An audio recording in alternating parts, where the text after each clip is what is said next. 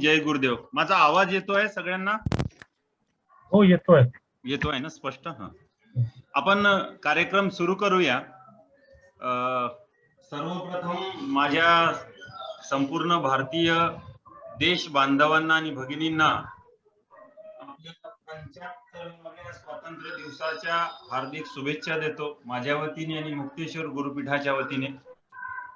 आणि आज स्वतंत्रता दिवस असल्यामुळे बरीचशी मंडळी कदाचित कार्यक्रमामध्ये बिझी असेल. शिक्षक मंडळी जी बाहेर गावाला जाऊन कार्यक्रम साजरा करतात त्यांना कदाचित यायला उशीर असेल. असो, त्यानंतर आपल्या भारतामध्ये एक फार मोठे योगी होऊन गेले ज्यांचं नाव योगी अरविंद घोष. यांचा सुद्धा आज वाढदिवस आहे. 15 ऑगस्ट 1872 रोजी त्यांचा जन्म हा कोलकाता येथे झाला, आजचा कलकत्ता. आणि त्यानंतर त्यांनी आपला देह, त्यांचं जे कार्य आहे ते 5 डिसेंबर 1950 ला पुद्दुचेरी, ज्याला पॉंडेचेरी म्हणतात, या ठिकाणी त्यांनी आपलं संपवलं. आणि अरविंदांचा आश्रम जो योगी अरविंद म्हणूनच नावाने ओळखला जातात, तो आश्रम सुद्धा पॉंडेचेरीला फार मोठा आहे आणि फार सुंदर आश्रम आहे. आपण आज या ठिकाणी आपलं 11वं पुष्प गुंफत आहे आणि आजचं पुष्प गुंफण्यासाठी आपल्या सोबत श्री प्रणवजी पटवारी आहेत, जे बीड जिल्ह्यामध्ये वास्तव्यास आहे. मला वाटते मानगाव काहीतरी नाव आहे गावाचं. माजलगाव.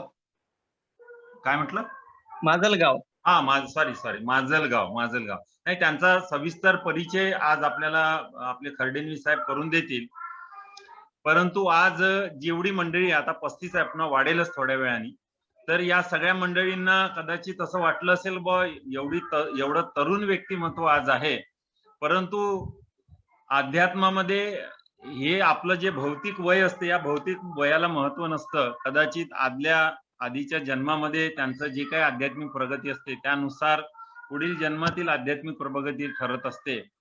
आज जेव्हा आपण त्यांना पुढील 1 तास 1.5 तास जेव्हा ऐकू, तेव्हा आपल्या सगळ्यांना त्यांच्या ज्ञानाची, त्यांच्या अधिकाराची काय म्हणू आपण त्याला, प्रचिती येईलच.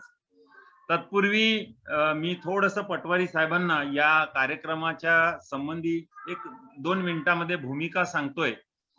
या कार्यक्रमामध्ये जेवढी मंडळी सहभागी होतात, साधारणपणे 289 वगैरे मंडळी आमची याच्याशी जोडलेली आहे. या आनंद मेळा नाव दिलेलं आम्ही या ग्रुपला. आणि बहुतेक मंडळी आमची ही साधक आहेत, दीक्षित मंडळी आहे, ज्यांनी शक्तिपात दीक्षा ग्रहण केलेली. आमचे सद्गुरू परमपूज्य प्रियानंद महाराज आणि सद्गुरू भगवान नित्यानंद बाबा यांच्या कृपेने आम्हाला या आध्यात्मिक मार्गावर चालण्याची प्रेरणा मिळाली आणि आम्ही कार्य करतो आहे. या कोरोना कालावधीमध्ये आमचं म्हणजे सगळे मंदिरं, सगळे आश्रम आणि सगळ्या प्रकारच्या काय म्हणू आपण गोष्टी बंद होत्या. मग या दरम्यान काय करावं म्हणून अशीच 1-2-4 लोकांनी असं ठरवलं की आपण या दरम्यान थोडंसं चिंतन करूया, थोडं मंथन करूया. आणि या मंथनाला आणि चिंतनाला जर आध्यात्मिक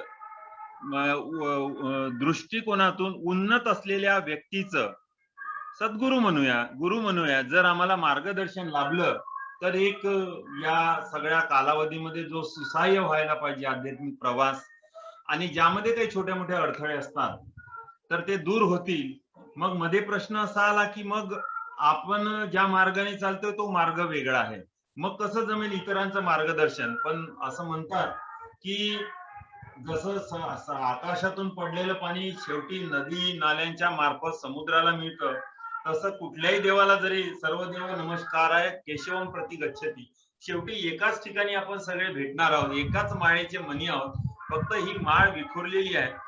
मार्ग जरी वेगळे असले तरी ध्येय आपल्या सगळ्यांचं, उद्दिष्ट आपल्या सगळ्यांचं एकच आहे. ते म्हणजे मी कोण आहे, सोहम, मी कोण आहे, माझी स्वतःची ओळख करून घेणे आणि त्या परमात्मा स्वरूपाशी एकरूप होणे, हाच सगळ्यांचा या आध्यात्मिक मार्गाच्या दृष्टिकोनातून प्रयत्न आहे. आणि या प्रयत्नाला आम्हाला आतापर्यंत 10 वेगवेगळ्या वक्त्यांचं मी त्यांना सद्गुरूच म्हणतोय, कारण आमच्या सद्गुरूंच्या प्रेरणेनेच सुरू आहे.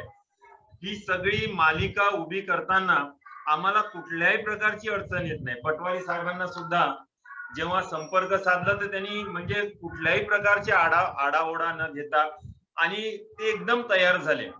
आणि मला कधी कधी आम्हाला आश्चर्य, हे कसं शक्य आहे? तर हे आमच्यासारख्या सर्वसामान्य माणसाला हे शक्य नाहीये, परंतु केवळ सद्गुरू, गुरुकृपा केवलम, केवळ गुरुकृपेनेच हे सगळं साध्य होत आहे. तेव्हा पुनश्च मी आमच्या सर्व संपूर्ण मुक्तेश्वरी परिवार आणि या व्यतिरिक्त आजच्या या कार्यक्रमामध्ये काही इतर सुद्धा साधनेमध्ये उन्नत असलेले व्यक्ती मी त्यांचं नाव बघितलं आहे, तर या ठिकाणी ते जॉईन झालेले आहेत. मी त्या सगळ्या काय म्हणू महोदयांचं, माता भगिनींचं स्वागत करतोय आणि आजच्या वक्त्यांचा परिचय करून देण्यासाठी मी श्री विवेकजी खर्डेंवीस यांना विनंती करतो. विवेकजी खर्डेंवीस. जय गुरुदेव. चैतन्यम शाश्वतम शांतम व्योमातीतम निरंजनम नाद बिंदु कलातीतम तस्मै श्री गुरवे नमः. अखंड मंडलाकारं व्याप्तं येन चराचरं तत्पदं दर्शितं येन तस्मै श्री गुरवे नमः. आज योगी अरविंदांना नमन करून मी आज आपल्या वक्त्यांचा परिचय करून देतो. श्रीयुत प्रणव जनार्दन पटवारी, माजलगाव, जिल्हा बीड, महाराष्ट्र यांनी BA केला इतिहासात. त्याच्यानंतर संस्कृत विद्या पदविका मध्ये आणि संस्कृतमध्ये MA केला आहे टिळक महाराष्ट्र विद्यापीठ. स्वामी गोविंदगिरी महाराज यांच्याकडून त्यांना दीक्षा मिळाली आहे. श्रीमद भागवत कथा, कीर्तन, प्रवचन, ऐतिहासिक पौराणिक विषयांवर त्यांचे पुष्कळ प्रोग्राम झालेले आहेत. आणि गोविंदगिरी महाराजांच्या सानिध्यात ऋषिकेशमध्ये जे दरवर्षी शिबिर होते त्याच्यामध्ये ते प्रशिक्षक म्हणून जातात. मराठी, हिंदी, संस्कृत भाषेमध्ये त्यांनी काव्यलेखन केले आहे. गीतकार आहेत. महाकवी कालिदास विरचित मेघदूत काव्यावर मराठीमध्ये त्यांनी नाटक रचलं आहे. गोविंदगिरी महाराजांच्या जन्मोत्सवात अनुग्रह नावाच्या एका नाटकाचा गुजरात मध्ये त्यांनी कार्यक्रम केलेला आहे. त्यांना जळगाव मध्ये 2013 मध्ये अखिल भारतीय विद्यार्थी परिषद द्वारा प्रतिभा संगम राज्यस्तरीय विद्यार्थी संमेलनामध्ये त्यांनी निमंत्रक पद दायित्व केलं आहे. नक्षत्रमाला काव्यसंग्रह त्यांना पुरस्कार मिळाला आहे. संस्कृत भाषा प्रचारणी सभेच्या कडून त्यांना प्रज्ञा भारती स्मृती पुरस्कार मिळाला आहे. त्यांचं प्रकाशित साहित्य आहे गीत विनायक, स्वातंत्र्य विनायक दामोदर विनायक सावरकर, शिवप्रताप, शंकरानंद लीला कल्पतरू, सरस्वती नदी शोधाभियान, गुंजारो, असं भरपूर काही आहे. त्यांची वय जरी कमी असलं तरी त्यांचं काम खूप मोठं आहे. तर मी त्यांना विनंती करतो की त्यांनी चालू करावं. आणि त्याच्या 1 मिनिट आधी योगी वसुंधराजी आले आहेत. त्यांनी थोडस अनम्यूट करा, 1-2 मिनिटं. या नाशिक आणि तुमचं योगी वसुंधरांना हे करा, व्हिडिओ ऑन करा. त्या आपल्याला आशीर्वाद द्यायला खास आलेले आहेत.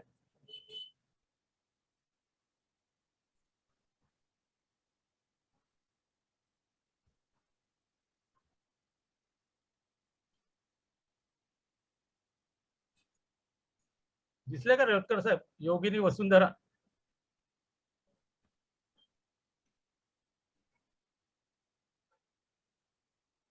नाही दिसत आहे. हा, मी प्रणव पटवारी साहेबांना विनंती करतो की त्यांनी कार्यक्रम आहेत ना, त्या योगी वसुंधरा ताई आहेत बहुतेक. त्यांना अनम्यूट करायला सांगा आणि बोलायला सांगा. योगी वसुंधरा अनम्यूट करा आणि थोडासा 2 मिनिटं तुमच्याचा परिचय करून द्या. नाशिक जवळ पाथर्डी म्हणून गाव आहे. तिथे नित्यानंद बाबांनी यांना 21 वर्षापासून मौनात राहायला सांगितलं. यांचे जे मिस्टर आहेत ते 21 वर्षापासून मौनात आहेत. आणि तिथे त्यांनी क्षेत्रसंन्यास घेतलाय, त्याच्या बाहेर कुठे जात नाहीत. योगिनीजी,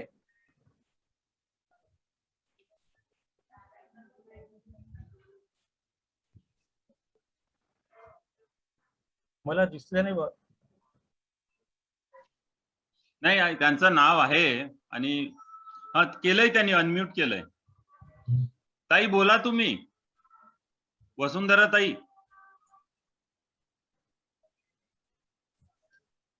कुठे त्यांना गेला? पिन करा. केलंय ना, केलं.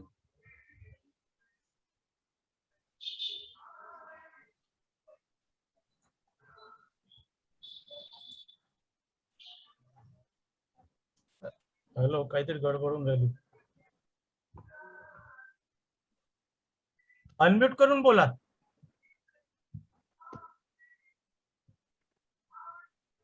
हॅलो, हा हा हा, हा येतोय, अनम्यूट करा तुम्हाला. आवाज आला का आता? व्हिडिओ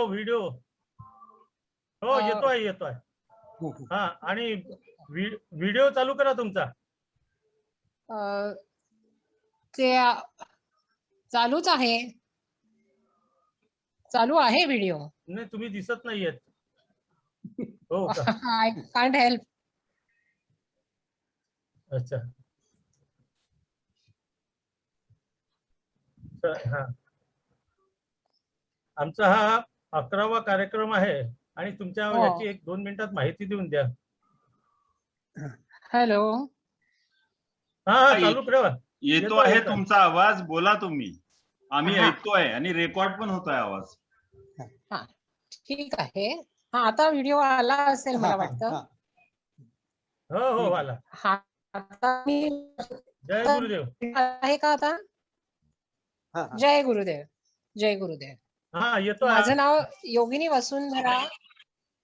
योगिनी वसुंधरा हे माझं नाव वसुंधरा आहे, जे माझ्या जन्मदात्या पित्यांनी मला दिलेलं होतं. आणि योगिनी हे उपपद मला नित्यानंद गुरुदेवांनी दिलेलं आहे. योगिनी मी आहे की नाही हे मला माहित नाही, पण निदान होण्याचा प्रयत्न करणं हे माझं कार्य आहे. आणि गुरुदेव नित्यानंदांनी जे काही मार्गदर्शन आम्हाला ध्यानात दिलेलं आहे, त्यानुसार गेली 21 वर्ष आम्ही कार्य इथे करतो आहोत. माझ्या पतींना म्हणजेच अबू ओरायन यांना गणेशपुरीला समाधीसमोर त्यांनी बोलावून घेतलं आणि त्यांनी समाधीमधून ॲस्ट्रली त्यांना शक्तिपात दीक्षा दिली. आणि तेव्हापासून आम्ही नित्यानंदांच्या संपर्कात आहोत, किंवा ते आम्हाला मार्गदर्शन करत आहेत. आणि त्यांनी सांगितल्याप्रमाणे आजपर्यंत आमचं सर्व कार्य चालू आहे. तर आपल्या सर्वांचं मनापासून मी स्वागत करते आणि सविस्तर आपण चवडीने बोलूया. आजचा तुमचा जो कार्यक्रम आहे त्याला मी शुभेच्छा देते. आजच्या प्रमुख वक्त्यांना अभिवादन करते आणि तुमचा कार्यक्रम यशस्वीपणे पार पडो अशी शुभेच्छा देते. जय गुरुदेव, जय नित्यानंद. जय गुरुदेव, धन्यवाद.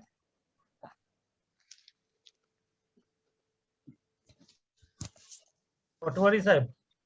हा, नमस्कार. माझा आवाज व्यवस्थित येतोय ना? हो.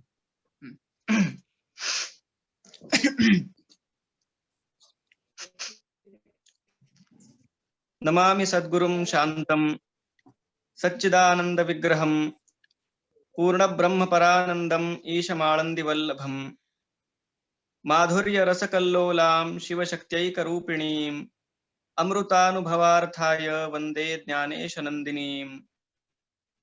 नमो गोविंद देवाय ज्ञानदेव स्वरूपिणे वाग्मिने वाङ्निधानाय यतये वेदमूर्तये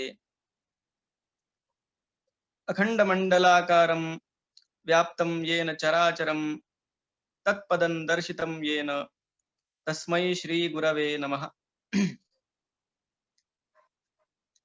आज सगळ्या भारतीयांसाठी आनंदाचा दिवस आहे आणि या आनंदाच्या दिवशी आनंदाच्या मेळ्यामध्ये येऊन खरं तर मनापासून आनंद होतोय.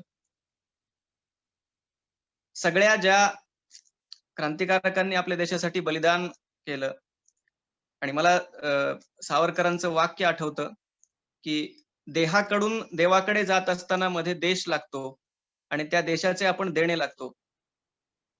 हे लक्षात घेऊन ज्यांनी आपल्या देशासाठी त्याग आणि बलिदान सर्वस्वाचं समर्पण केलं, त्या सगळ्या क्रांतीवीरांची आठवण काढणं हे आज आपलं कर्तव्य आहे. त्या सर्वांना अभिवादन करतो ज्यांची आज जयंती आहे. ते महायोगी श्री अरविंद यांच्या चरणी नतमस्तक होतो. आणि खरोखर सगळ्या साधकांच्या मध्ये बोलणं याचा आनंद पण आहे आणि हे थोडं आव्हानात्मक पण आहे. पण आव्हानात्मक असून सुद्धा त्याची भीती वाटण्याचं कारण यासाठी नाही, कारण बोलताना आपण काही गोष्टी जरी कमी जास्त बोलण्यात आल्या तरी समोर असलेले साधक असल्यामुळं त्यांच्याजवळ सगळ्यात मोठी जी गोष्ट आहे ती संयम आहे. त्यामुळं श्रोत्यामध्ये संयम असेल तर ते वक्त्याला सांभाळून घेतात. सर्वांना अभिवादन करतो, सर्व श्रोत्यांना, कारण माझ्यापेक्षा वयाने, ज्ञानाने, अनुभवाने असे सुद्धा जे मोठे आहेत, आत्ता ज्यांचे आशीर्वाद मिळाले त्या योगिनीजी, तर त्यामुळं धाडस आहे. पण आपल्या परीनं काही ना काही मंतव्य या आजच्या आपल्या विषयावर मांडण्याचा प्रयत्न करतो. मनुष्याणाम सहस्रेषु कश्चित् यतति सिद्धये यततामपि सिद्धानाम कश्चिन् माम वेत्ति तत्वतः. हे भगवान श्रीकृष्ण जे गीतेच्या 7व्या अध्यायात म्हणतात, त्यानुसार कित्येक मनुष्यांमध्ये कुणाला तरी अध्यात्माविषयी जिज्ञासा होते. त्या जिज्ञासूंपैकी काही थोडे असतात ज्यांना, म्हणजे ज्या 3 गोष्टी भगवान शंकराचार्यांनी दुर्लभ सांगितल्या आहेत, मनुष्यत्वम, मुमुक्षुत्वम, महापुरुष संश्रयः. आधी मनुष्यत्व मिळणं दुर्लभ, ते मिळालं तरी मोक्षाची इच्छा मनात निर्माण होणं हे दुर्लभ, आणि ती झाली तरी महापुरुष संश्रयः, एखाद्या महापुरुषाचा सहवास घडणं आणि त्याच्या कृपेनं आपण अध्यात्माच्या मार्गावर पुढे जाणं हे दुर्लभ. हे सगळे योग ज्यांच्या बाबतीत निश्चितपणे घडून आलेले आहेत, अशा सर्वांसमोर बोलणं हे मी माझं मोठं भाग्य समजतो. आज ज्या ग्रंथाच्या विषयी आपल्याला थोडी चर्चा करायची आहे, ज्या ग्रंथातला भक्तियोग आणि ज्ञानोत्तर भक्ती या विषयाचं थोडं चिंतन आपल्याला करायचं आहे, ती ज्ञानेश्वरी कुठल्याही मराठी भाषी भाविकासाठी अगदी आत्मवत जर कुठला ग्रंथ असेल तर ती ज्ञानेश्वरी आहे. तो जगद्गुरु तुकाराम महाराजांचा गाथा आहे, तो दासबोध आहे आणि एकनाथी भागवत आहे. ही सगळी आपली आध्यात्मिक शिदोरी आहे. अनेक प्रकारे, अनेक मार्गांनी उपदेश आपल्या संतांनी केला. जेवढ्या प्रकारच्या उपासना पद्धती, जेवढ्या प्रकारची दैवत, जेवढ्या प्रकारचे संप्रदाय, जेवढ्या प्रकारची थोडक्यात साधनं आपल्या देशामध्ये आहेत, तेवढी क्वचितच कुठेतरी असतील. आणि ज्या प्रकारच्या, ज्याचा अर्थाचा उल्लेख आता प्रास्ताविकामध्ये झाला, शिवमहिम्न स्तोत्रामध्ये जे येतं, रुचीनाम वैचित्र्याद रुचिकुटिल नाना पथजुषाम नृणाम एको गम्यस्तमसि पैसा मरण इव. सगळ्या नद्या जशा एका सागराकडे जातात, तसे कुठल्याही उपासना मार्गाने आपण जरी गेलो तरी शेवटी आपल्याला एकाच लक्ष्यापर्यंत पोहोचायचं. आणि ज्ञानेश्वरीच्या बाबतीत तर बोलायचं, आर्ताचे निवोरसे गीतार्थ ग्रंथन मिसे वर्षला शांत रसे तो हा ग्रंथ. शांत रस हा ज्ञानेश्वरीचा स्थायी रस आहे, आणि तो सुद्धा शृंगाराचे माथा पाय ठेवी अशा प्रकारचा शांत रस. ती शांती आपल्या मनाला कशा प्रकारे प्राप्त होईल, मार्ग अनेक सांगितलेले आहेत. त्या सगळ्या मार्गांच्या मध्ये एक जो दुआ आहे ती भक्ती आहे. श्रीमद भगवद्गीतेत सुद्धा भक्तियोग नावाचा 12वा अध्याय असला तरी भगवद्गीतेत ठिकठिकाणी आपल्याला त्या भक्तीची अनेक रूप पाहायला मिळतात. आणि त्यामुळे ज्ञानेश्वरीमध्ये सुद्धा माऊलींनी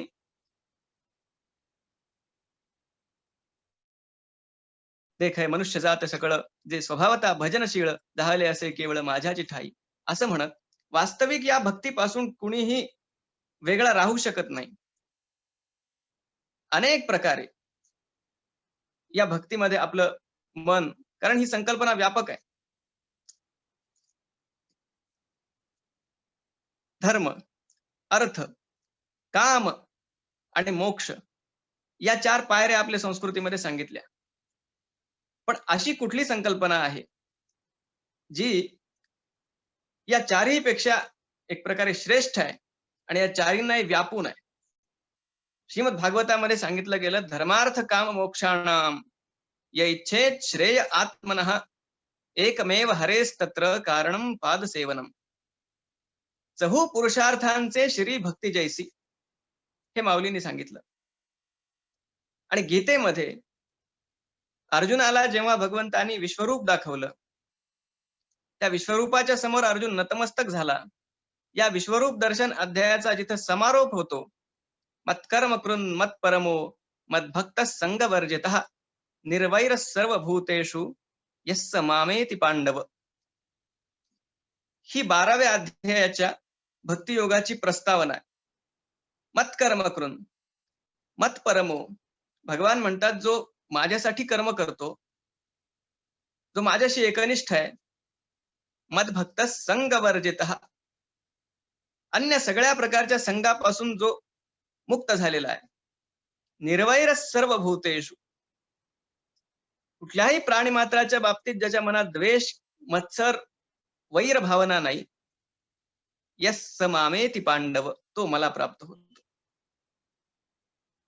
कसं भगवंतापर्यंत पोचायचं, कसं त्याला प्राप्त करायचं, फिरून फिरून ह्या अशाच प्रकारचे प्रश्न प्रत्येक पुराणाच्या, प्रत्येक शास्त्राच्या सुरुवातीला आपल्याला जिज्ञासूंनी विचारलेले आढळून येतात.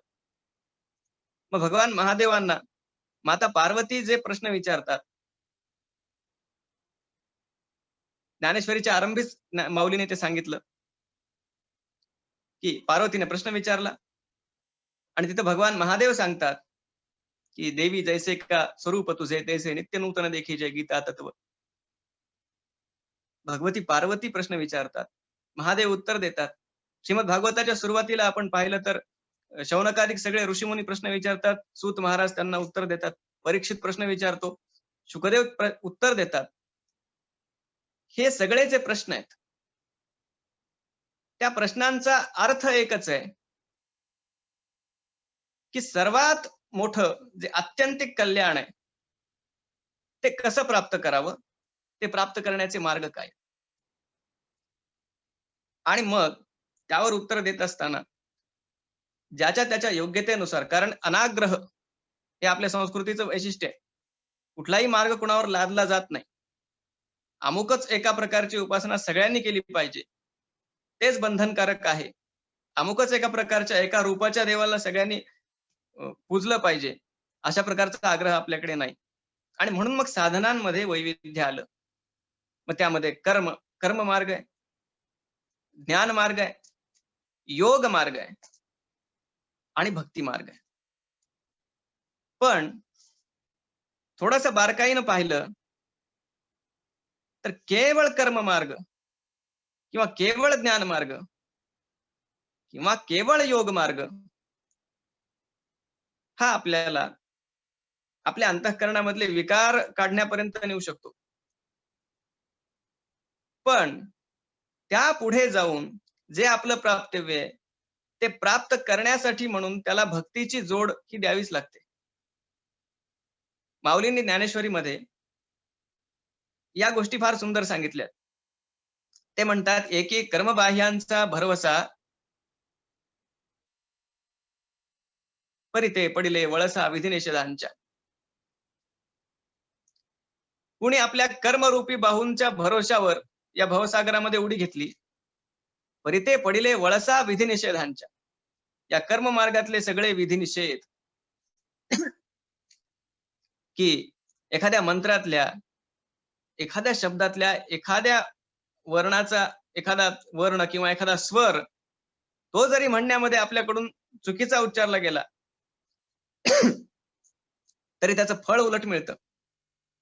त्यामुळे हा कर्मकांडाचा मार्ग जटिल यथा सांगरे कर्म काही घडेना, घडे कर्म ते पुण्य गाठी पडेना. आणि म्हणून हा नुसता कर्माचा मार्ग तो आधी आचरणाला कठीण, आणि तो आचरण करून सुद्धा जे आपल्याला भेटणार आहे ते स्वर्गाचं फळ, ते नश्वर, ते तम भुक्तवा स्वर्गलोकम विशालम क्षीणे पुण्ये मर्त्यलोकम विशंती. मग कोणाला आपल्या बुद्धीविषयी काही असा ठाम विश्वास असतो, ते बुद्धीच्या मार्गानं, ज्ञानाच्या मार्गाने जातात. विवेक, वैराग्य, शम, दम, उपरती, तितिक्षा, श्रद्धा, समाधान, ज्याला आपण 4 योग्यता ज्या ज्ञान मार्गावर आवश्यक आहेत, आणि मुमुक्षुत्व, ह्या ज्यांना प्राप्त झाल्या ते ज्ञान मार्गाने पुढे जातात. पण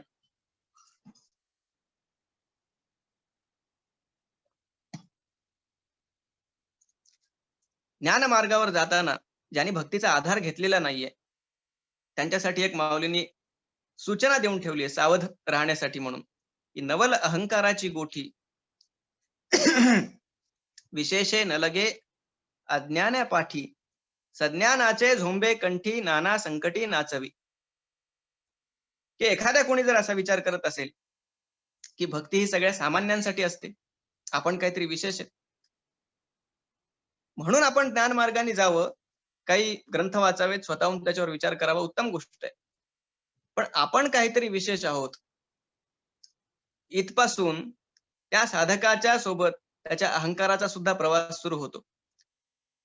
आणि हा अहंकार जो छुपा शत्रू आहे, तो कळत नाही, तो चोर पावलानं येतो. अगदी मला कुठल्याही गोष्टीचा अहंकार नाही असा जरी एखाद्याने विचार केला तरी त्याही गोष्टीचा त्याला अहंकार होऊ शकतो. म्हणून ज्ञानासोबत भक्तीचा जोडणं, कारण भक्तीची व्याख्या करतानाच मधुसूदन सरस्वतींनी फार सुंदर सांगितलं, धृतस्य भगवत धर्मात धारावाहिकतांगता सर्वेशे मनसो वृत्तीर भक्तिरित्यभिधीयते. भक्ती काय? भक्ती अंतरंगाची द्रवीभूत अवस्था आहे. जेव्हा आपलं मन द्रवीभूत होतं आणि परमात्म्याच्या दिशेनं वाहायला लागतं, तेव्हा तिला भक्ती असं म्हटलं जातं. मला आठवतो उद्धवाचा प्रसंग भागवतामधला, जेव्हा भगवान स्वतः त्या उद्धवाला, तो सगळ्या ज्ञानांमध्ये श्रेष्ठ आहे, बृहस्पतींचा शिष्य आहे, भगवान त्याला गोपींकडे पाठवतात भक्ती शिकण्यासाठी म्हणून. कर्म, ज्ञान किंवा योग सुद्धा सूक्ष्मतेनं विचार केला. योगशास्त्र हे स्वयंपूर्ण शास्त्र आहे. त्या शास्त्राचा नितांत आदर आपल्या सगळ्या परंपरेनं केलेला आहे. भक्ती प्रधान असलेल्या श्रीमद भागवतामध्ये सुद्धा योगाचं जे वर्णन आपल्याला पाहायला मिळतं तसं अन्यत्र पाहायला मिळणार नाही. पण या योगामध्ये सुद्धा भगवान पतंजलींनी ईश्वर प्रणिधानाद्वा असं सूत्र लिहून त्याला कशा प्रकारे भक्तीची जोड देणं आवश्यक आहे, त्याचं कारण असं आहे, माऊलींनी स्वतः ज्ञानेश्वरीमध्ये याही बाबतीत सूचना देऊन ठेवली, किंबहुना पांडवा अग्नि प्रवेशू नीच नवा भ्रतारे वीण करावा तो हा योग. योगाचं सगळं वर्णन तर माऊलींनी केलं, पण एक सावधपणाची सूचना देऊन ठेवली की हा योग मार्ग सर्वांसाठी तेवढा सुगम नाहीये. उत्साह सुरुवातीला असू शकतो, पण पुढे ज्या ज्या प्रकारच्या संकटामधून त्या योगाला मार्ग आक्रमावा लागतो, आणि ते सगळं टाळायचं असेल, योग जर आपल्यासाठी सोपा व्हायचा असेल, तर भक्तीचं आलंबन त्या योगाला सुद्धा घ्यावं लागतं. स्वतः माऊली एकीकडे योगाला अवघड सुद्धा म्हणतात आणि तेच इतर ठिकाणी योगाला सोपं सुद्धा म्हणतात. ही गंमत आहे. माऊली दुसरीकडे एका ठिकाणी म्हणतात, हितासी जे जे निके ते ते या इंद्रिया दुखे, एरवी सोपे योगा सारिखे काही असे. अरे योगासारखं काही सोपं दुसरं आहे का? आपण विचार करा. जे माऊली एकीकडे म्हणतात योग म्हणजे अग्निप्रवेश करण्यासारखं आहे, ते दुसरीकडे म्हणतात की योगासारखं दुसरं सोपं आहे का? पण ते कुणाच्या बाबतीत म्हणतात?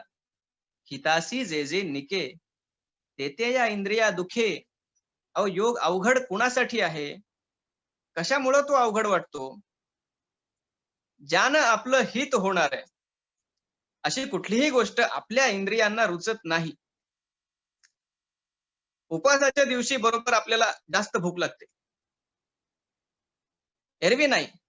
पण एखादं प्रवचन ऐकायला बसल्यानंतर पायाला मुंग्या जास्त येतात. ध्यानाला बसल्यानंतर एक एक मिनिट ते जाणं अवघड होऊन जातं. आता माझ्यासोबत जे बसलेले आहेत ते साधक आहेत, त्यामुळे त्यांच्या बाबतीत ते अपवाद आहेत. पण शक्यतो सामान्यतया जो अनुभव असतो तो हा असतो. हितासी जे जे जे जे ज्यानं ज्यानं हित होतं, इंद्रिय त्यामध्ये आडकाठी आणतात. आणि म्हणून वचेहि यस्येंद्रियाणि तस्य प्रज्ञा प्रतिष्ठिता हे जे भगवान गीतेमध्ये सांगतात. जो इंद्रियाच्या ताब्यात नाही, ज्याच्या ताब्यात इंद्रिय आहेत, या इंद्रियांची जी बाहेर धावण्याची ओढ आहे, ती ज्याची संपली, योग त्याच्यासाठी सोपा आहे. इंद्रियांची ही बाहेर धावण्याची ओढ संपणार कशी? त्याच्यासाठी योगशास्त्रामध्ये संकल्पना आहे प्रत्याहार,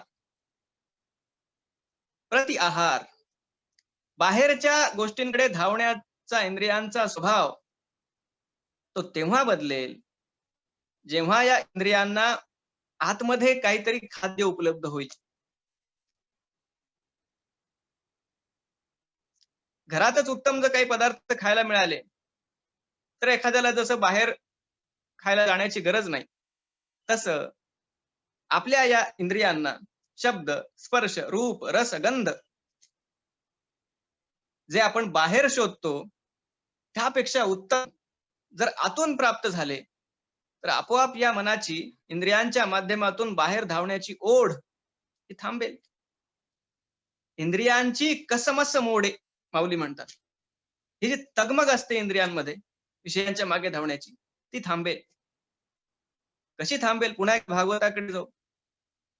भगवान कपिल नारायण आपल्या आईला, देवहूती मातेला जो उपदेश करतात श्रीमद भागवतामध्ये, कपिल गीता असं ज्याला आपण म्हणतो, त्यात योगाचं जे वर्णन योगशास्त्राचं कपिल देवांनी केलेलं आहे, त्यात त्यांनी भगवंताचं सगुण साकार ध्यान, त्या ध्यानाचं वर्णन केलंय. अगदी पायाच्या नखापासून ते मस्तकापर्यंत भगवंताच्या एका एका अंगावर आपलं मन कसं स्थिर करावं याचं ते सुंदर वर्णन. हे भगवंताचं रूप, ही त्यांची मूर्ती, हा आकार मनामध्ये स्थिर करणार जो करतो तो योगी सगळ्या प्रकारे निरापद होतो. त्याला कुठल्याही प्रकारे साधनेपासून ढळण्याचं भय राहत नाही. योगामध्ये 2 प्रकारच्या अवस्था आहेत. एक समाधी अवस्था आणि एक व्युत्थान अवस्था. समाधी अवस्थेमध्ये तर योग्याला परमानंद प्राप्त होतो. पण जेव्हा तो समाधीतून बाहेर येतो तेव्हा पुन्हा एकदा हे सगळ्या विषयांपासून त्याला आपल्या मनाला राखून ठेवावं लागतं, बाजूला ठेवावं लागतं. त्याने अपथ्य करून चालत नाही, कुठल्याही कुसंगाला बळी पडून चालत नाही, फार सावध राहावं लागतं. समाधी अवस्थेमध्ये परमानंद आहे, पण व्युत्थान अवस्थेमध्ये त्याला स्वतःला सांभाळावं लागतं. पण जो योगी भक्तीचं आलंबन घेतो, प्रज्ञाचक्षु संत श्री गुलाबराव महाराज ते स्वतः एक महान योगी होते. त्यांनी ही गोष्ट लक्षात आणून दिली की ज्या योगाला भक्तीचं अधिष्ठान आहे त्याचा समाधी अवस्थेतला आनंद हा व्युत्थान दशेत मुळीच कमी होत नाही. त्याला कुठल्याही प्रकारे पतनाची भीती नाहीये. म्हणून ते कर्म असो, ते ज्ञान असो किंवा तो योग असो, या सर्वांना आधार भक्तीचा आहे. येथ एकची लीला तरले, जे सर्व भावे मज भजले, तया ऐलीच थडी सरळे माया जळ. भगवान माऊलींच्या मुखातून जे सांगतात की कोण या भवसागराला तरून जातो, माऊली म्हणतात तरण्याची बातच सोडा.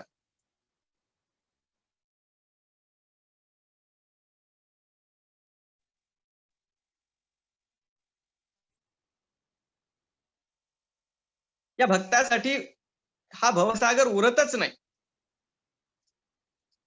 आणि म्हणून झडझडोनी वहिला निघ, ये भक्तीचे वाटे लाग, जिया पावसी अव्यंग निजधाम माझे. झडझडोनी वहिला.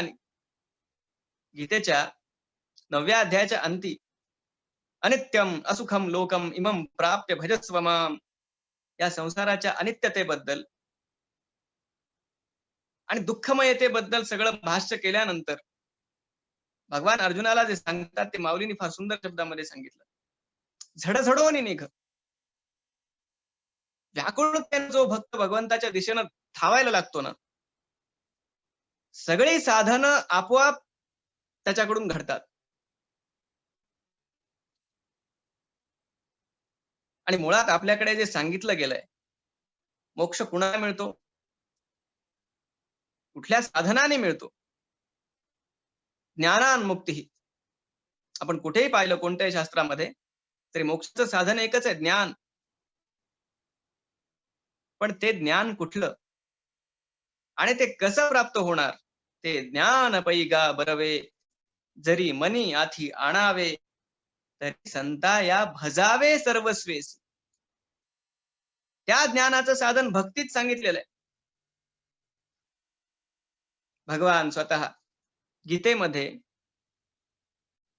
तेषामेवानुकंपार्थम अहमज्ञानजन्तमः नाशयाम्यात्मभावस्थो ज्ञानदीपेन भास्वता. तेषाम एव अनुकंपार्थम. जे अखंड भगवंताशी जोडल्या गेलेले आहेत, त्यांच्याविषयी कृपा मनामध्ये दाटून भगवान त्यांना आपलं ज्ञान करवून देतात.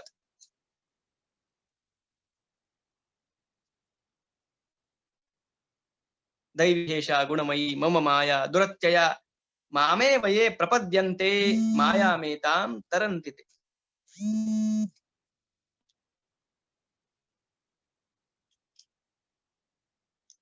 सर्व धर्मान् परित्यज्य मामेकं शरणं व्रज, अहं त्वा सर्व पापेभ्यो मोक्षयिष्यामि मा शुचः.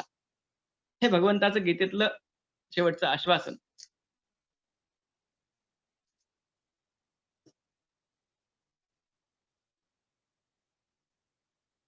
देहाला कर्मामध्ये गुंतवावं, बुद्धीनं ज्ञानाची आराधना करावी, मनाला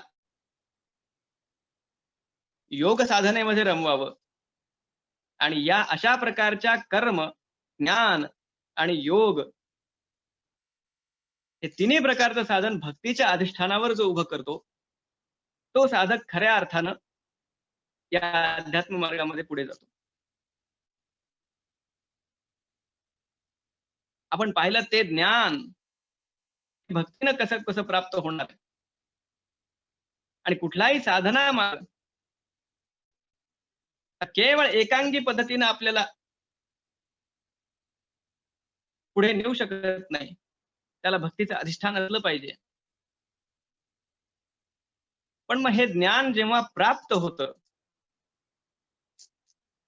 त्यानंतरचं काय? आपण जो एक शब्द आजच्या विषयामध्ये वाचला असेल, ज्ञानोत्तर भक्ती, हा विषय मुळात काय आहे? ज्ञान झाल्यानंतरची भक्ती. आता मुळात सगळं जो खटाटोप सगळा चाललेला असतो तो ते ज्ञानासाठी चाललेला असतो. आणि हे कुठल्याही साधकाला लक्षात येऊ शकतं. कुठल्याही ग्रंथामध्ये आपल्याला तेच वाचायला मिळतं. ते आत्मज्ञान प्राप्त व्हावं. त्याला आत्मज्ञान म्हणा, त्याला ब्रह्मज्ञान म्हणा, त्याला आणखी कैवल्य म्हणा, आणखी कुठलंही नाव आपण त्याला देऊ शकतो. ते प्राप्त करण्यासाठी हा सगळा खटाटोप आहे ना. मग ते प्राप्त केल्यानंतर पुन्हा जी भक्ती सांगितलेली आहे ती कुठली आहे? भक्तीचं खरं जे वैशिष्ट्य आहे ते ज्ञानोत्तर भक्तीच्या अभ्यासाशिवाय कळू शकत नाही. सा कर्म ज्ञान योगेभ्योप्यधिकतरा. भक्तीला कर्म ज्ञान योग या सर्वांपेक्षा विलक्षण सांगितलंय. ते यासाठी सांगितलेलं आहे कारण भक्ती हे फक्त साधन नाहीये, भक्ती हे साध्य सुद्धा आहे. कर्म साधन आहे, त्याचं साध्य स्वर्गाधिक लोक आहेत. ज्ञान, आता इथे जेव्हा जेव्हा मी ज्ञान हा शब्द उच्चारतो तेव्हा एक साधना म्हणून उच्चारतो. आत्मज्ञान वेगळं आणि ज्ञानाची साधना जो ज्ञानी करतो विवेक वैराग्य यांसह जो ध्यानाधिक मार्गाने, ते ज्ञान वेगळं. हा ज्ञान मार्ग तो मार्ग आहे, त्याचं एक साध्य आहे. साक्षात्कार हे त्याचं साध्य आहे. योग हे साधन आहे. समाधी हे त्याचं साध्य आहे. मग भक्ती हे साधन आहे तर त्याचं साध्य काय आहे? कर्माचं साधन स्वर्ग असेल, ज्ञानाचं साधन मोक्ष असेल, योगाचं साधन समाधी असेल, भक्तीचं साध्य मात्र भक्तीच आहे. भक्ती स्वयमेव साधन सुद्धा आहे आणि ती साध्य सुद्धा आहे. कुठल्याही मार्गाच्या साधकाला शेवटी तिथपर्यंत पोहोचायचंय. भक्तीचे दोन प्रकार आहेत, एक साधन भक्ती आहे आणि एक साध्य भक्ती. जी भक्ती आपण करतो, श्रवणम कीर्तनम विष्णू स्मरणम पादसेवनम अर्चनम वंदनम दास्यम सख्यम आत्मनिवेदनम, ही जी नवविधा भक्ती सांगितलेली आहे, अनेक ठिकाणी ती अनेक प्रकारे सांगितलेली आहे. ही साधन भक्ती आहे. भगवंताच्या कथांचं श्रवण करावं, गुणांचं कीर्तन करावं, स्मरण करावं, नामस्मरण करावं,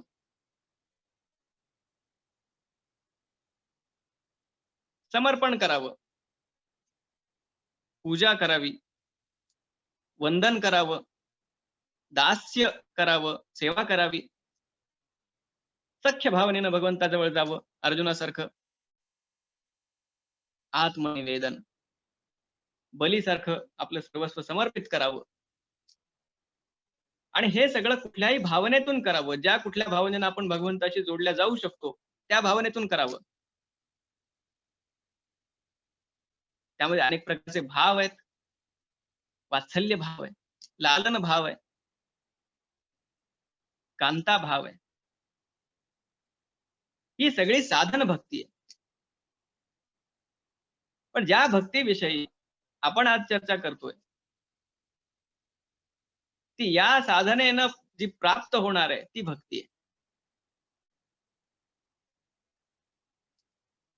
श्रीमद भागवतामध्ये एक सुंदर श्लोक येतो, आत्मा रामाश्च मुनयो निर्ग्रंथा अप्युरुक्रमे कुर्वन्त्यहेतुकीं भक्तिम इत्थं भूत गुणो हरिः. आत्मा रामाश्च मुनयो, ज्यांना आत्मसाक्षात्कार प्राप्त झाला, आत्माराम याचा अर्थ जे आपल्याच ठिकाणी रमले, आत्म्या ठिकाणी रमले. आता त्यांना बाहेरच्या कुठल्याही पदार्थाची सुखासाठी गरज नाही, जे आता बाहेरच्या कुठल्याही पदार्थावर समाधानासाठी अवलंबून नाहीयेत, आत्माराम. मुनी शब्दाचा अर्थ आहे जे मनन करतात, मननशील आहेत. आत्मा रामाश्च मुनयो निर्ग्रंथाः, त्यांच्या सगळी बंधनं ज्यांची तुटून पडली, मनातल्या सगळ्या संशयाच्या गाठी सुटल्या, कुठल्याही बाबतीत आता ज्यांच्या मनामध्ये कुठली शंका नाहीये, कुठलाही संदेह नाहीये,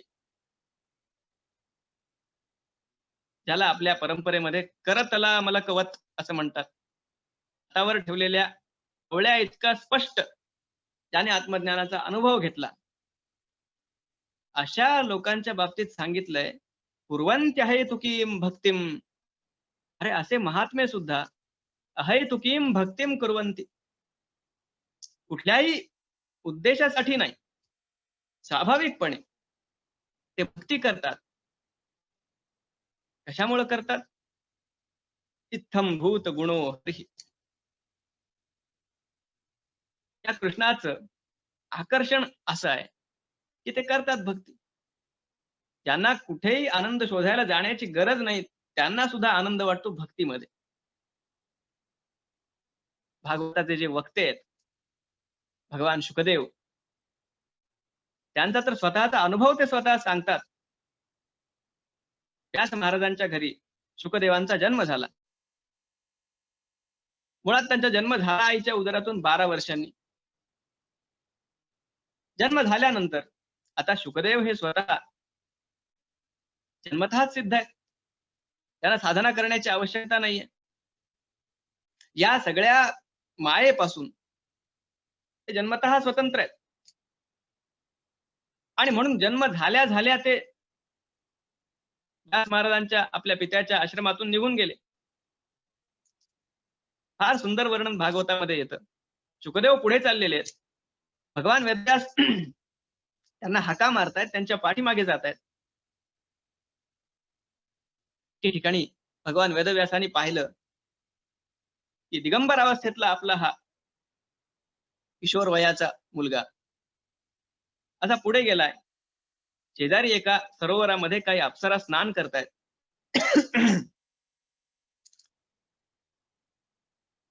पण त्या अप्सरांना या दिगंबर अवस्थेतल्या आपल्या मुलाकडे पाहून काही संकोच वाटला नाही.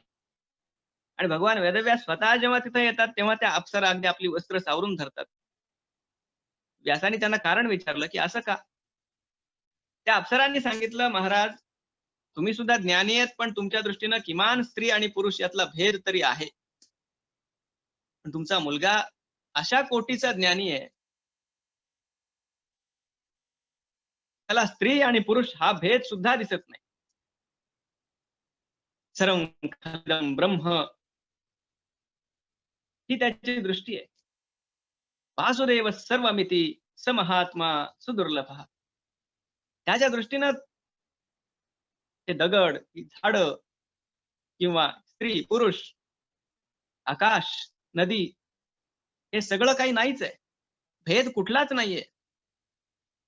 सर्वत्र एका आत्मतत्वाची प्रचिती घेत शुकदेव पुढे चाललेले.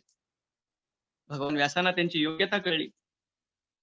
त्यांनी पाठलाग करणं सोडून दिलं आणि त्या आश्रमात आले.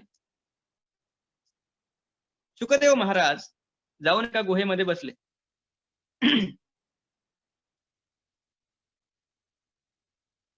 आता त्यांना काही मन कुठे स्थिर करायचं नव्हतं किंवा ध्यान लावायचंय, आता आपण ध्यान करायला बसणार आहोत, असं काहीच नाही. अखंड ते ध्यानावस्थेतच आहेत.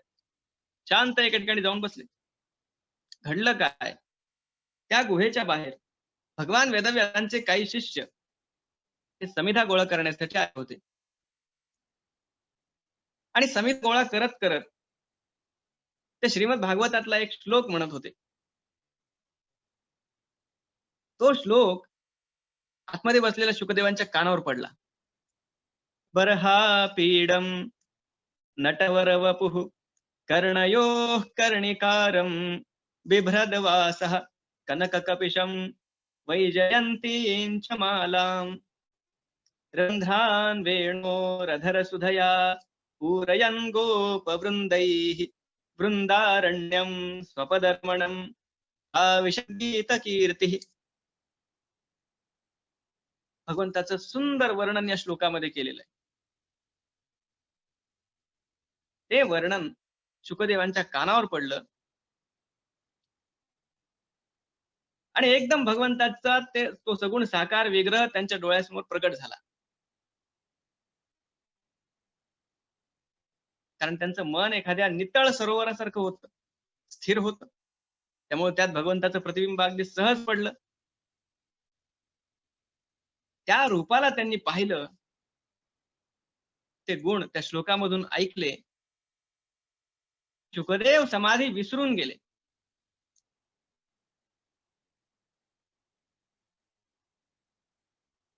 शुकदेवांची अवस्था काय होती मी आपल्याला सांगितलं होतं. ज्यांना चराचरामध्ये केवळ एका आत्म्या व्यतिरिक्त दुसरं काही दिसत नाही, कुठलाही भेद कळत नाही, जी ज्ञानाची परमोच्च अवस्था आहे, त्या अवस्थेत शुकदेव आहेत. हे विश्वची माझे घर, ऐसी मती जयाची स्थिर. आणि त्याही पुढे जाऊन किंबहुना चराचर आपणची झाला, हे जे माऊलींनी सांगितलंय त्या अवस्थेत शुकदेव आहेत. पण या ओवीच्या पुढे पण एक ओवी आहे. किम हे विश्वची माझे घर, ऐसी मती जयाची स्थिर, किंबहुना चराचर आपणची झाला. मग याही वरी पार्था, यानंतर सुद्धा काहीतरी आहे. मग याही वरी पार्था, माझ्या भजनी आस्था, तया ते मी माथा मुकुट करी. याही वरी पार्था, माझ्या यानंतर सुद्धा भगवंताच्या भक्तीची ओढ, यानंतर सुद्धा भगवंताच्या भजनाची आस्था असू शकते, ती असते. शुकदेवांचा तो स्वतःचा अनुभव आहे आणि तो त्यांनी परीक्षिताला सुद्धा सांगितला. परिनिष्ठितोपि नैर्गुण्यम उत्तम श्लोक लीलया गृहीत चेता राजर्षे आख्यानम यदधीतवान. परिनिष्ठितोपि नैर्गुण्यम, निर्गुणाचा साक्षात्कार, निर्गुणाचा सगळीकडे प्रत्यय आल्यानंतर सुद्धा उत्तम श्लोक लीलया गृहीत चेता, भगवंताच्या त्या दिव्य लीलांची जी मोहिनी आहे तिला भुलून गृहीत चेता, त्याला मासा जसा एखाद्या जाळ्यात अडकावा तसं शुकदेवांचं भगवंताच्या लीलांच्या त्या आकर्षणामध्ये रुतलं. आणि शुकदेव तिथून बाहेर आले, त्या शिष्यांना विचारलं, हे श्लोक तुम्ही हा कुठून म्हणलात? त्या शिष्यांनी सांगितलं, आमच्या गुरूंनी असे पुष्कळ श्लोक लिहिले श्रीमद भागवत या नावाने. शुकदेव पुन्हा त्या आश्रमामध्ये आपल्या परत गेले आणि भगवान वेदव्यासांच्या पुढे जाऊन त्यांनी ते भागवत आपल्याला शिकवावं अशी विनंती केली. याही वरी पार्था, माझी या भजनी आस्था, तया ते मी माथा मुकुट. ही ज्ञानोत्तर भक्ती, गोपींची भक्ती ज्ञानोत्तर भक्ती आहे. खरं या अर्थाने एवढ्या पातळीवरचा विचार आपल्याकडे होत नाही. श्रीमद भागवत कथा चालू असते, त्यामध्ये भगवान श्रीकृष्णाच्या एक एक लीला वर्णन केल्या जातात. त्यात एक विशेष जी लीला आहे ती रासक्रीडा. आणि ह्या रासलीलेचं जेव्हा वर्णन चालू असतं तेव्हा केवळ संकीर्तन करावं, सगळ्यांनी नृत्य करावं आणि तो विषय तिथंच बाजूला जातो. भक्तांच्या मनामध्ये कदाचित काही किंतु येणार नाही. पण ही रासलीला काय आहे? कुठल्याही एक लौकिक स्त्री आणि पुरुषाची ही कामक्रीडा नाहीये. रासलीला ही आत्मक्रीडा आहे.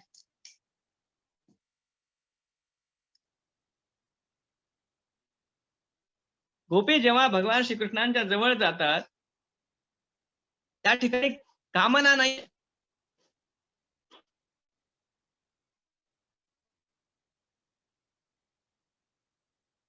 जिथे दोन असतात तिथे कामना असते. कुठलाही उपभोग जेव्हा घ्यायचा असतो तेव्हा तो भोगता आणि भोग्य पदार्थ या दोन गोष्टी वेगळ्या असाव्या लागतात. मला एखादा पदार्थ खायचा असेल तर मी वेगळा आहे आणि तो पदार्थ वेगळा आहे, तेव्हा त्या पदार्थाचा मी आस्वाद घेऊ शकतो. गोपी जेव्हा भगवान श्रीकृष्णाकडे येतात आणि जेव्हा रासलीला चालू होते तेव्हा भगवान आणि गोपी हे वेगळे राहत नाही. भगवान वेदव्यासांनी सुद्धा भागवतामध्ये जे सांगितलं की रासलीला काय आहे, भगवान आपल्या प्रतिबिंबाशी खेळतायत. हे अद्वैत आहे, यामध्ये कुठेही दोन नाहीयेत. आणि ही जी ज्ञानोत्तर भक्ती आहे तीच मधुरा भक्तीच्या रूपामध्ये या जगामध्ये पुन्हा प्रस्थापित करण्यासाठी विदर्भ प्रांतामध्ये पंचलतिका नावाच्या एका गोपीनं अवतार घेतला प्रज्ञाचक्षू संत श्री गुलाबराव महाराजांच्या रूपामध्ये. आणि त्यांनी शास्त्रीय आधारावर युक्तिसंगतीनं या सगळ्या गोष्टी पटवून दिल्या. त्यजुनी काम आज श्याम दृष्टी पाहिला. त्यजुनी काम, आधी कामनेचा त्याग आहे. थोडासा अहंकार गोपींच्या मनात आला, भगवान तिथून अंतर्धान पावले. भागवत कथेमध्ये आपण ऐकावं. तिथं थोडाही विकार आत्मस्थितीमध्ये चालू शकत नाही. तिथं भगवान आणि गोपी एकत्र असताना काम कुठून असू शकेल?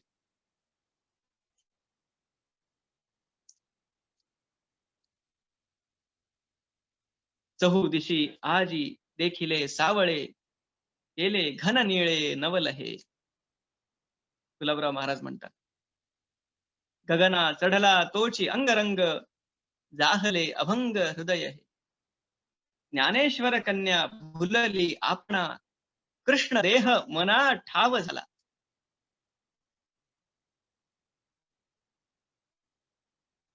माऊलींच्या शब्दात सांगायचं तर, पाया पडू गेले तव पाऊलाची न दिसे, समोर की पाठीमोरा न कळे. कानडावो विठ्ठलू कर्नाटकू, येणे मज लावियला वेधू. या अभंगामध्ये जे अद्वैताचं तत्वज्ञान, ते ज्ञानानंतरच आहे. ती भक्ती ज्ञानानंतरची आहे.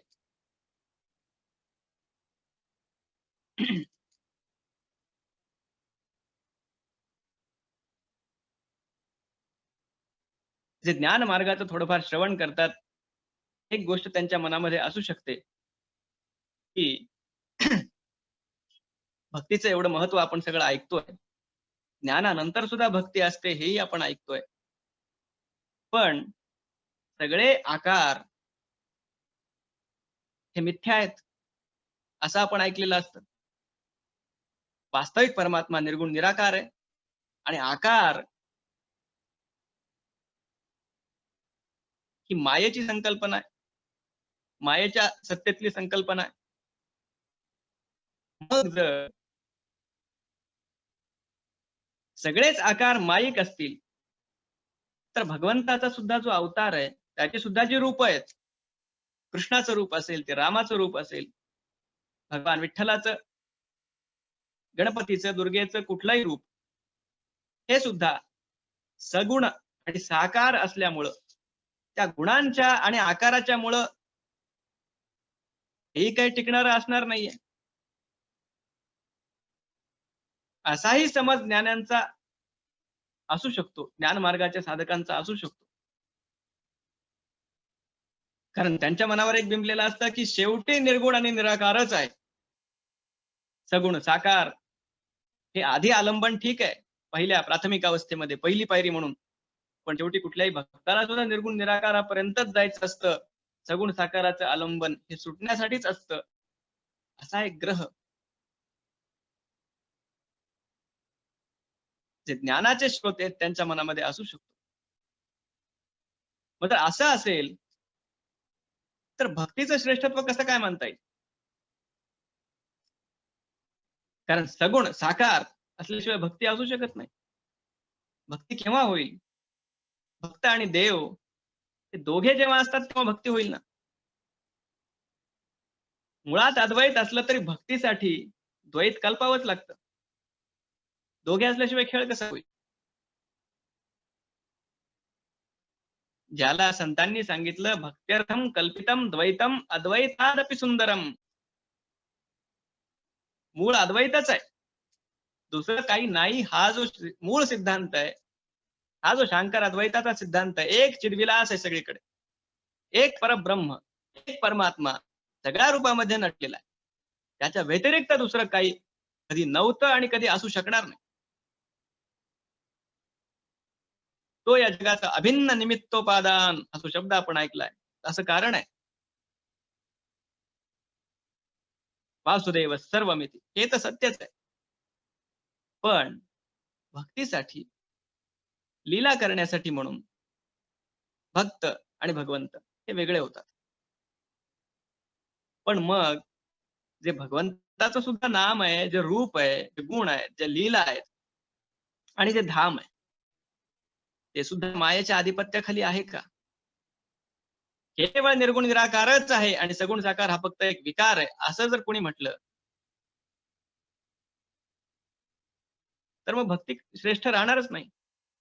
यावर जे उत्तर प्रज्ञाचक्षु गुलाबराव महाराजांनी दिलं, ते सर्वाधिक चपखल आहे. त्यांनी जो अनभ्यस्त विवर्त सिद्धांत मांडला, वेदांताचं थोडंफार श्रवण केल्यानंतर काही गोष्टी ज्या आपल्याला लक्षात येतात. वेदांतात एक दृष्टांत सांगितला जातो, दोरीचा आणि सापाचा. एक दोरी पडलेली आहे, आपण रस्त्याने जाताना आपल्याला तो वाटला साप आहे. आता तो साप नाहीये वास्तविक, तो एक भास आहे. सापाचा भास आहे दोरी पण वाटली साप. याला म्हणायचं विवर्त. जे नाही ते वाटणं. माया हेच करते, जे सत्य स्वरूप आहे ते झाकून टाकते आणि जे नाही ते आपल्याला अनुभवाला आणून देते. इथं दोरी आहे, त्या दोरीला मायेनं झाकून टाकलं आणि जो साप नाहीच आहे त्याची भीती आपल्याला दाखवली. हे विवर्ताचं उदाहरण आहे. पण याला अध्यास म्हणतात. हा जो भास होतो याला वेदांतामध्ये अध्यास अशी संकल्पना आहे. पण भगवंताच्या सगुण साकार रूपाविषयी गुलाबराव महाराजांनी जे उदाहरण दिलं ते समुद्रात आहे. अनध्यस्त विवर्त. भगवंताचा देह कसा आहे, त्यांचं नाम कसं आहे, ते माईक नाहीये. समुद्रावर जशी लाट निर्माण होते, समुद्रातच विलीन होते. दोरीवर साप निर्माण नाही होत, तो मुळात नसतोच, तो भास असतो. समुद्रावर जी लाट येते ती प्रत्यक्ष असते. बरं, ती लाट आपण वेगळी काढू शकतो का? ती लाट आपण हातात घेण्याचा प्रयत्न केला तर आपल्या हातात काय येणार आहे? पाणीच येणार आहे. तो समुद्रच आहे. पण तो फक्त वेगळा दिसतो, तो वाऱ्यामुळे दिसतो. तसं प्रज्ञाचक्षु गुलाबराव महाराज म्हणतात की भगवंताचं जे नाम आहे, त्याचं जे रूप आहे, ते भक्ताशी क्रीडा करण्यासाठी म्हणून प्रकट झालेलं असल्यामुळं त्याच्यावर मायेचं आधिपत्य चालत नाही. सगळे आकार एकसारखे असं नाहीये. भगवंताचा आकार वेगळा, त्याचं नाम वेगळं. आणि म्हणून सगळ्या प्रकारचं ज्ञानाची अगदी पराकाष्ठा ज्यानं गाठली असेल त्याच्यासाठी सुद्धा नामोपासना आहेच. त्याच्यासाठी सुद्धा भगवंताचं रूप आहेच.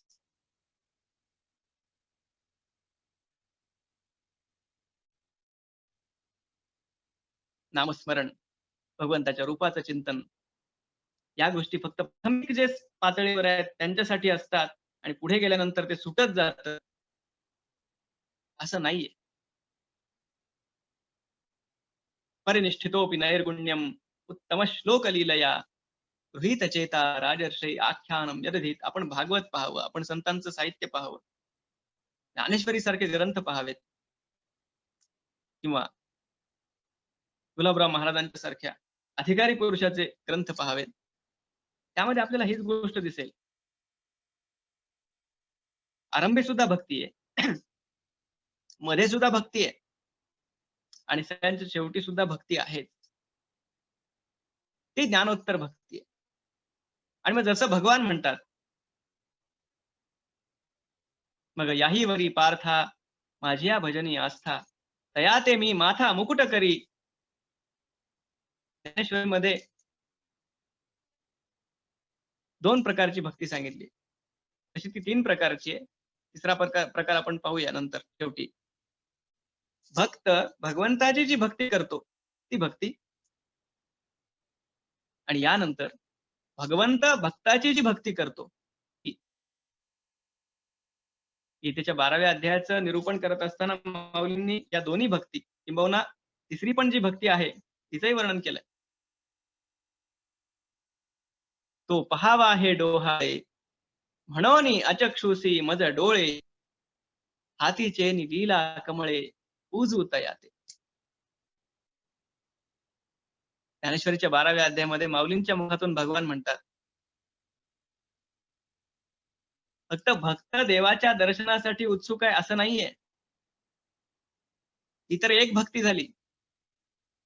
ही दुसरी भक्ती आहे, जी देवाच्या मनामध्ये भक्ताविषयी ओढ आहे. तो पहावा हे डोहाळे, फक्त इच्छा नाही.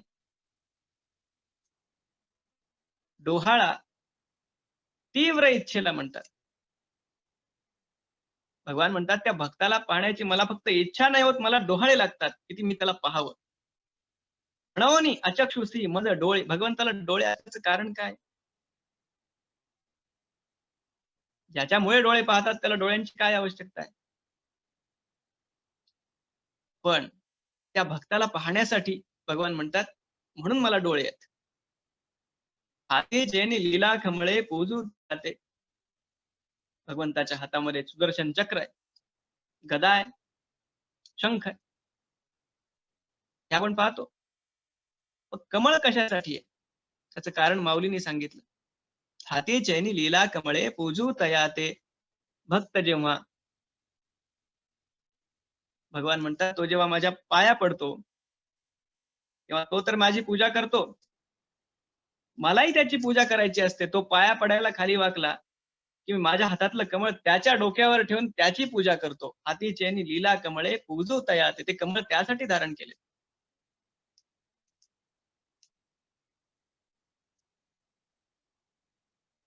श्रीमद भागवतामध्ये सुद्धा जे ध्रुवा आख्यान आहे, मधुवनामध्ये ध्रुवानं घोर तप केलं आणि भगवान ध्रुवाला दर्शन देण्यासाठी म्हणून तिथे आले, असं आपण कथेमध्ये ऐकतो. पण ते चुकीचं आहे. मूळ भागवतानुसार पाहिलं तर भगवान ध्रुवाला दर्शन देण्यासाठी आले नाहीत. भगवान ध्रुवाचं दर्शन घेण्यासाठी आले. मधोर वनम भृत्य दिदृक्षया ययौ, हे भागवताचे शब्द आहेत. भृत्य दिदृक्षा. भृत्य म्हणजे भक्त, दास, सेवक, आणि दिदृक्षा पाहण्याची इच्छा. दर्शन देण्यासाठी येत नाहीत भगवान, ध्रुवाचं दर्शन घेण्यासाठी येतात आणि वाट पाहत उभे राहतात. कधी देवाचं दार उघडतं म्हणून मंदिरामध्ये आपण कित्येकदा वाट पाहिलेली आहे. तो अनुभव आपल्याला आहे. पंढरपूरला गेल्यानंतर, आळंदीला गेल्यानंतर किंवा बद्रीनाथ इत्यादी ठिकाणी गेल्यानंतर. पण इथं भगवान स्वतः ध्रुवाच्या समोर उभे राहिले, ध्रुवानं डोळे झाकलेले आहेत. त्याचे डोळे कधी उघडतायत याची भगवान वाट पाहत आहे.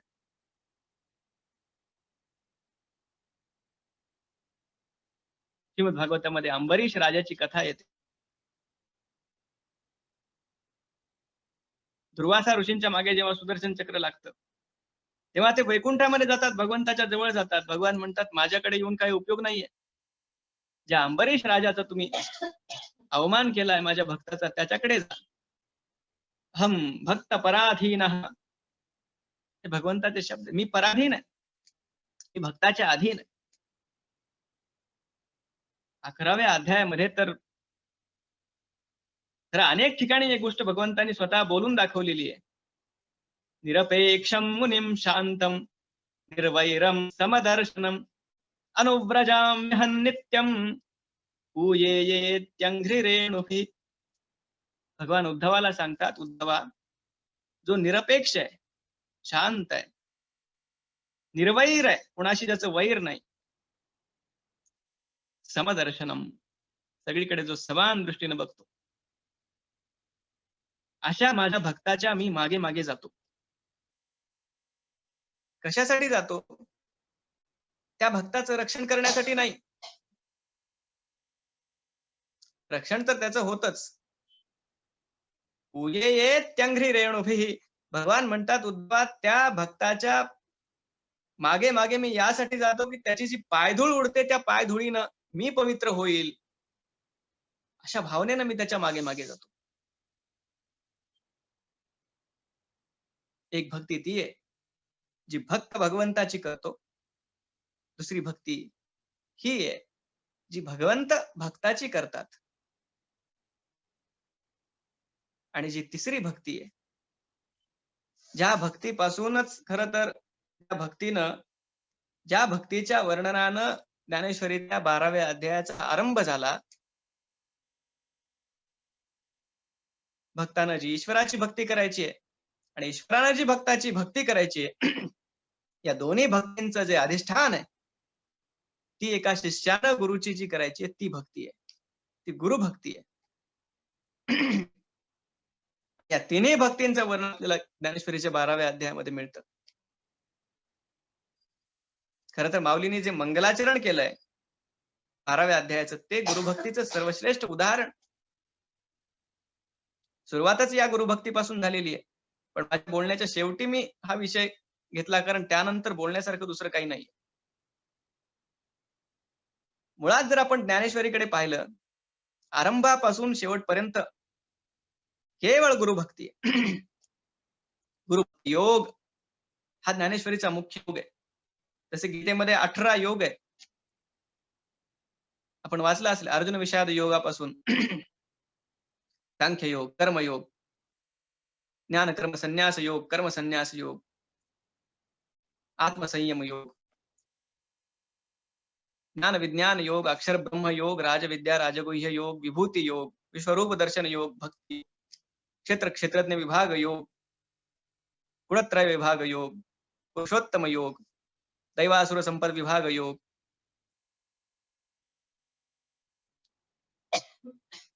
आणि शेवटी मोक्ष संन्यास योग. हे योग आहेत सगळे. पण ज्ञानेश्वरीचा आरंभापासून शेवटपर्यंत जर कुठला एक योग असेल तर तो गुरुभक्ती योग आहे. आरंभी माऊली काय म्हणतात? निवृत्ती दासू, ओम नमोजी आद्या वेद प्रतिपाद्या, जय जय स्वसंवेद्या आत्मरूपा, देवा तुची गणेशू, सकलार्थमती प्रकाशू, म्हणे निवृत्तीदासू अवधारी जो. निवृत्तीदासू, निवृत्तीनाथांचा दास आहे. इथून ज्ञानेश्वरीचा आरंभ आहे आणि शेवट कुठे आहे? किंबहुना तुमचे केले धर्मकीर्तन हे सिद्धी गेले, येथ माझे जी उरले पायिकपण. पायिकपण, मी निवृत्तीनाथांचा पायिक आहे, मी दास आहे. आणि फक्त 12व्या नाही, कित्येक अध्यायांची मंगलाचरण जी आहेत ज्ञानेश्वरीची. आता हृदय हे आपुले चौफाळून या भले, वरी बैसवू पाऊले श्री गुरूंची. किंवा नमो विशद बोध विदग्धा विद्यारविंद प्रमोदा, परा प्रमेय प्रमदा विलासिया. किंवा अगदी दार्शनिक मंगलाचरण म्हटलं तर मावळवीत विश्वाभासू, बल उदयाला झंडांशू, जो अद्वयाब्जिनी विकासू वंदू आता. आत्मरूप गणेश केलिया स्मरण, सकळ विद्यांचे अधिष्ठान, तेची वंदू श्री चरण श्री गुरूंचे. किंवा मग जो आपला आजचा प्रतिपाद्य विषय, तो गीतेचा भक्तियोग 12वा अध्याय. त्याचा तर माऊलीने मंगलाचरणाच्या वेळी सद्गुरूंची स्तुती तर अन्यत्र केलेलीच आहे. सद्गुरूंच्या कृपादृष्टीची स्तुती केली. जय जय वो शुद्धे उदारे प्रसिद्धे, अनवरत आनंदे वर्षतीये. हे विशेषण सगळी गुरूंच्या कृपादृष्टीला आहे. विषय व्याळे मिठी तिधलिया नुठी ताठी, ते तुझिये गुरु कृपा दृष्टी निर्विष होय.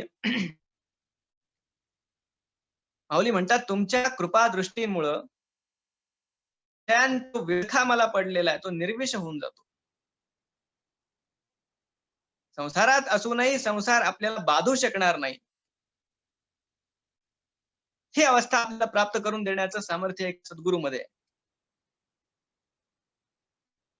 नाव पाण्यात फिरत असते त्याने काही समस्या निर्माण होत नाही, किंबहुना नाव पाण्यात फिरण्यासाठीच असते. पाण्यात नाव असते तोपर्यंत काही अडचण नाहीये. अडचण तेव्हा निर्माण होते जेव्हा नावेत पाणी येतं. मन आपलं या सगळ्या संसारामध्ये असेल हरकत नाही, आपण या संसारात वावरत असू हरकत नाही. मनात जेव्हा हा संसार येतो, हे सगळे विषय येतात, अडचण तिथून आहे. हे विषय त्याला बाधक होत नाही ज्याला गुरूंची कृपादृष्टी मिळते.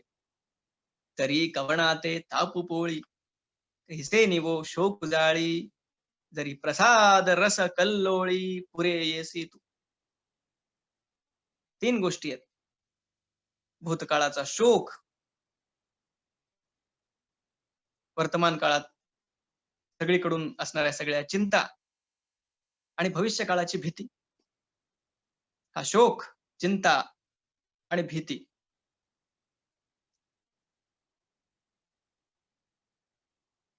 या तिन्ही गोष्टी आपल्याला बाधणार नाहीत जर गुरूंची कृपादृष्टी आपल्यावर असेल. हो सद्गुरूची कृपादृष्टी, तुझे कारुण्य जयाते अधिष्ठी, तो सकळ विद्यांचे सृष्टी धात्रा होय. ज्ञानाचं सर्वात मोठं साधन जर काही असेल तर ती गुरूंची कृपा आहे. आपल्या बळावर ज्ञान नाही मिळवता येत. आपल्या बळावर आपल्याला ज्ञान प्राप्त करण्याएवढी बुद्धी तल्लख आपली बनवता येईल. तयारी आपल्याला सगळ्या प्रकारची करता येऊ शकते, पूर्व तयारी. पण आपल्या बळावर आपण ज्ञान प्राप्त करू हे शक्य नाही. तनु मनु जीवे चरणासी लागावे, अगर्वता करावे दास्य सकळ, हाच मार्ग आहे. जे ज्ञानाचा पुरठा तेथ सेवा हा दारवंठा, तो स्वाधीन करी सुभटा वोळ गोनी. श्रद्धावान लभते ज्ञानम तत्पर संयतेंद्रिय, परिप्रश्नेन सेवया, हाच मार्ग आहे. हो सद्गुरूची कृपा दृष्टी, तुझे कारुण्य, दृष्टीमधलं कारुण्य हे ज्याच्यावर स्थिर होतं तो सकळ विद्यांची सृष्टी धात्रा होय. सगळ्या शास्त्रांचं आतून ज्ञान त्याला प्राप्त होतं. बाहेरून किती ग्रंथांचा व्यासंग केला, किती पुराण प्रवचन ऐकली बोलली, तरी मनाचं समाधान होऊ शकत नाही. आणि किती वाचणार, किती ऐकणार. सगळं आयुष्य जरी आपण ऐकण्या आणि बोलण्यामध्ये आणि लिहिण्या वाचण्यामध्ये घालवलं तरी एक बिंदू सुद्धा या ज्ञानाचा आपण प्राप्त केला असं होणार नाही. एवढं ज्ञान आहे. एका अध्यात्मशास्त्रामध्ये भौतिक शास्त्रांचा आपण इथे विचारच करत नाही.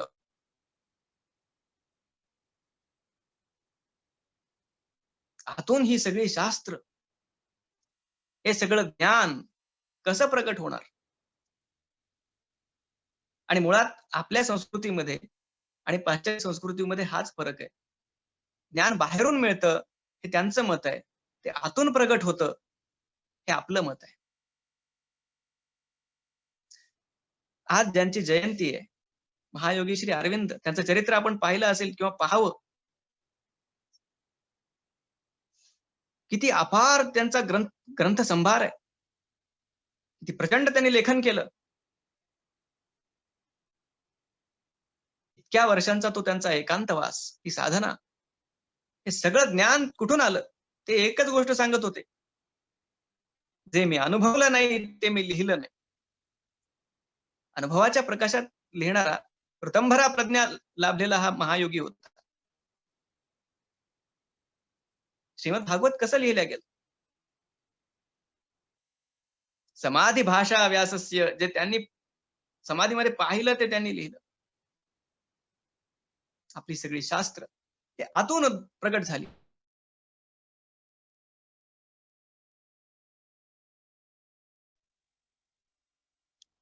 ज्यांचा मी वारंवार करतोय ते प्रज्ञाचक्षु गुलाबराव महाराज, जे 6 महिन्याचे असताना त्यांना अंधत्व आलं. केवळ 34 वर्षांचं ज्यांचं आयुष्य होतं आणि ज्यांनी वेद, पुराण, आयुर्वेद, नीतिशास्त्र, वैद्यकशास्त्र, संगीतशास्त्र अशा अनेक विषयांवर 130 अधिक ग्रंथ लिहिले, जे स्वयमेव एक या जगातलं आश्चर्य आहे. महाराजांना एक जणांनी विचारलं, महाराज हे सगळं ज्ञान आलं कुठून? तुम्ही कधी एवढं वाचलं? त्याने जेवढं लिहिलं तेवढं नुसतं वाचणं सुद्धा आपल्याला शक्य नाही, समजून घेणं त्याच्या पुढचा भाग आहे. महाराजांनी त्याला उत्तर दिलं, आषाढी एकादशीच्या आसपासचा दिवस होता. मी आळंदीला गेलो होतो.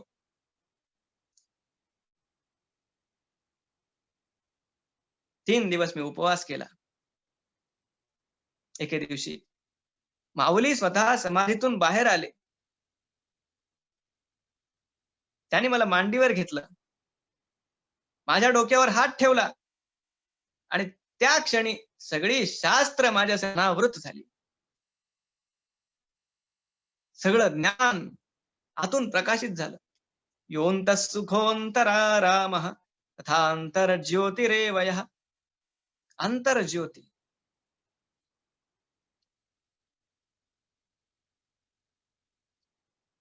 अहो सद्गुरूची ये कृपा दृष्टी, तुझे कारुण्य जयाते अधिष्ठी, हो सकल विद्यांची सृष्टी धात्र. आणि सद्गुरूमध्ये आणि परिसामध्ये तुलना होऊ शकत नाही. जे भगवान आदि शंकराचार्य सांगतात, कशामुळं? परीस लोखंडाचं सोनं करतो, पण लोखंडाला परीस नाही बनवू शकत. सद्गुरू मात्र आपल्या शिष्याला सद्गुरू बनवून टाकतात. ते शिष्यामध्ये तेवढी योग्यता आणतात की तो स्वतःही आणखी कुणाचा तरी सद्गुरू बनू शकेल. श्री महाराजांवर, गुलाबराव महाराजांवर माऊलींनी हा अनुग्रह केला. बाबा महाराज पंडितांवर, ज्यांनी स्वतः काही फारसा व्यासंग केलेला नाहीये, केवळ महाराजांची सेवा केली, त्यांच्यावर महाराजांनी अशा प्रकारचा अनुग्रह केला की महाराजांच्या ग्रंथाची जर उकल आपल्याला व्हायची असेल तर आपल्याला बाबा महाराज पंडितांचं वाङ्मय वाचावं लागतं. त्यांचा अमृतानुभव भाष्य असेल, त्यांचं हरिपाठ भाष्य असेल, हे सगळं आपल्याला, हे कुठून आलं? अहो सद्गुरूची कृपा दृष्टी. पुराणामध्ये अशी उदाहरणं कित्येक आहेत, पण ती प्राचीन आहेत, ती जुन्या काळातली आहेत, म्हणून आपल्याला कदाचित त्याच्यावर विश्वास तेवढा वाटू शकणार नाही. ही उदाहरणं 100 वर्षापूर्वीची आहेत जास्तीत जास्त. केवळ सद्गुरूंची कृपा दृष्टी.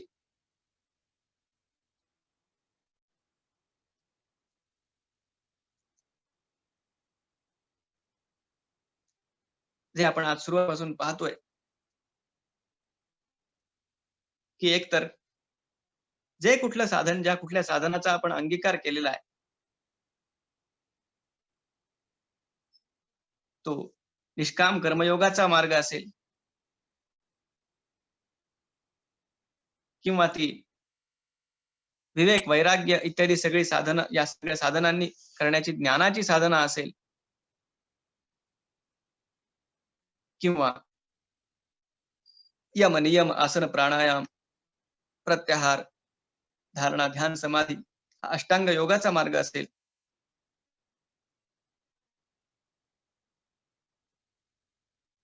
त्याचं अधिष्ठान हा भक्तियोग असला पाहिजे.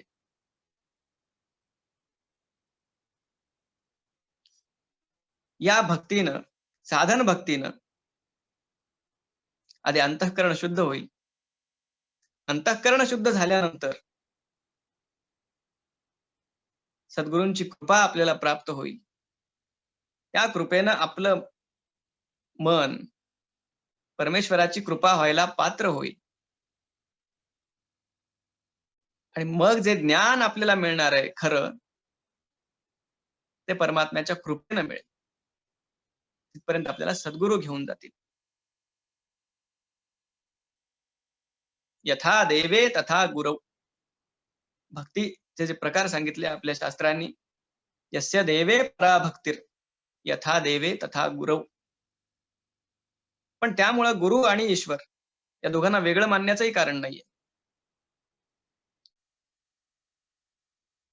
अगदी थोडक्यात एका वाक्यात सांगायचं तर, सद्गुरु हा परमेश्वराचा करुणावतार आहे.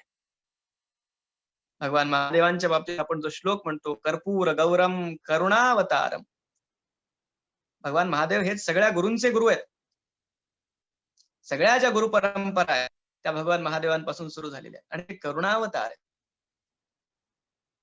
तस्मै श्री गुरुमूर्तये नम इदम श्री दक्षिणामूर्तये. भगवान महादेवांच्या ज्या गुरुमूर्तीचं स्तोत्र भगवान आदिशंकराचार्यांनी आपल्या दक्षिणामूर्ती स्तोत्रामध्ये गायलं, ते महादेवांचं गुरुस्वरूप आहे.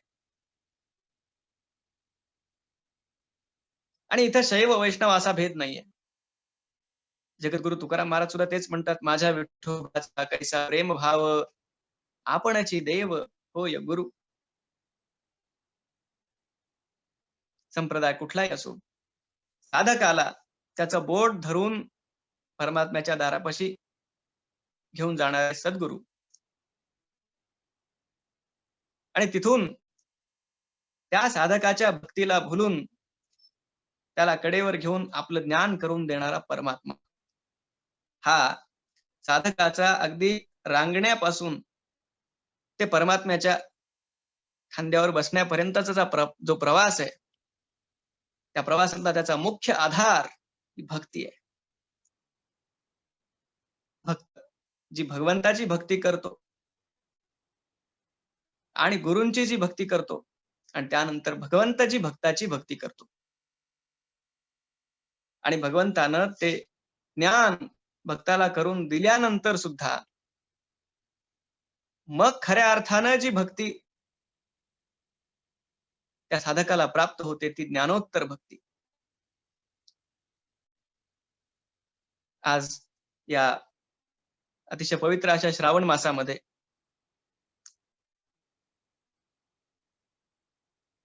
ह्या तशा अतिशय गहन अशा विषयाचं पण आपल्या परीनं जसं आपल्याला जमेल त्याप्रमाणे चिंतन आपण केलं, ते मांडण्याचा मला जो आनंद मिळाला तो मला मिळवून देण्यासाठी खरं तर आपल्या या उपक्रमाचे जे आयोजक आहेत त्यांचे ऋण व्यक्त करतो. आणि ती भगवंताची भक्ती, सद्गुरूंची भक्ती त्यांच्याच कृपेनं आपल्याला मिळो एवढी प्रार्थना करतो आणि माझ्या वाणीला विराम देतो. जय श्री कृष्ण. जय गुरुदेव. रेवतकर साहेब, जय श्री कृष्ण.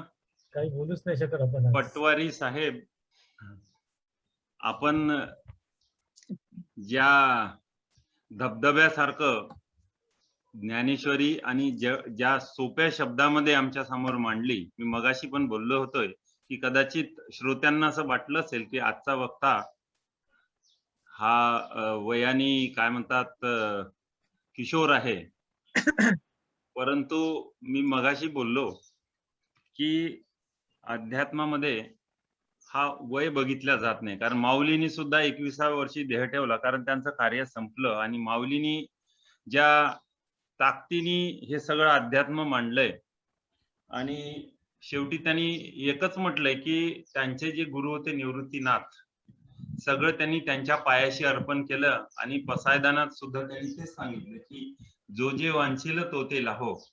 आज आम्हाला खऱ्या अर्थाने आमची जी इच्छा होती की या सगळ्या गोष्टी घडत असताना, मी मगाशी सांगितलं की ही सगळं केवळम गुरुकृपाच आहे, गुरुकृपेचाच आशीर्वाद आहे आणि त्यांच्याच आशीर्वादाने आपल्यासारखे वक्ते आम्हाला मिळाले. खरोखर आमचं अहोभाग्य आहे किंवा गुरुकृपाच आहे की आम्हाला तुमच्या रूपाने माऊली जे सांगितलंय